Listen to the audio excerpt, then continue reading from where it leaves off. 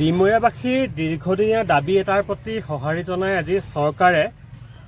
সমগ্ৰ কচুতলী সোণাপুৰ পথাৰ কপালকাটা এই অঞ্চলটোত উচ্ছেদ চলাইছে। যথেষ্ট সংখ্যক সন্দেহজনক লোকে এই অঞ্চলত বসবাস কৰি ইয়াৰ জনবিন্যাসৰ পৰিৱৰ্তন ঘটাইছিলে।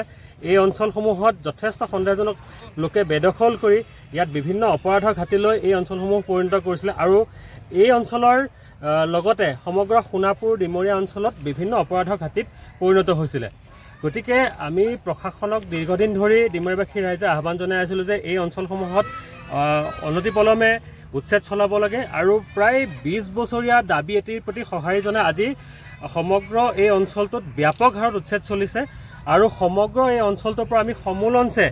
এই অঞ্চলত যিসকল অবৈধ লোকে ইয়াতে বসবাস কৰি আছে আমি সকলোকে উচ্ছেদ কৰিবলৈ আহ্বান জনাইছোঁ আৰু এই অঞ্চলসমূহৰ পৰা উচ্ছেদ কৰা লোকসকলে যাতে গৈ পেলাই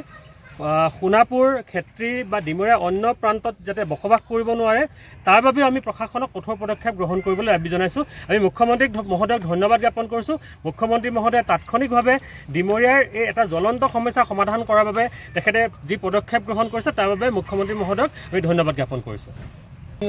আমাৰ এটা দীৰ্ঘদিনীয়া দাবী চৰকাৰে যে পূৰণ কৰিছে, চৰকাৰে সঁহাৰি জনাইছে তাৰ কাৰণে আমি ধন্যবাদ জনাইছোঁ চৰকাৰক। কাৰণ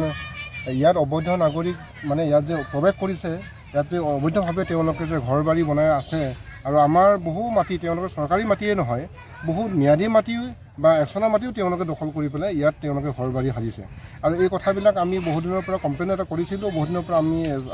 চৰকাৰক আপিল কৰিছিলোঁ যে এই মানুহবিলাকো চিনাক্ত কৰি পেলাই অতি শীঘ্ৰেই ইয়াৰ পৰা উচ্ছেদ কৰিব লাগে বুলি কৈ পেলাই। কিন্তু মুখ্যমন্ত্ৰী ডাঙৰীয়াই শেহতীয়াকৈ যিটো পদক্ষেপ আমালৈ জনাইছে বা যিখিনি পদক্ষেপ তেওঁ লৈ দেখুৱাইছে তাৰ কাৰণে আমি মুখ্যমন্ত্ৰী ডাঙৰীয়াক ধন্যবাদ জনাইছোঁ আৰু আমি সমগ্ৰ ডিমৰীয়াবাসী ৰাইজে এই মানে কাৰ্যক আমি আনন্দিত হৈছোঁ আৰু তেখেতক আমি উষ্ম আদৰি জনাইছোঁ যে আৰু থকা যিবিলাক জেগা আছে অকল ইয়াতে নহয়, আজি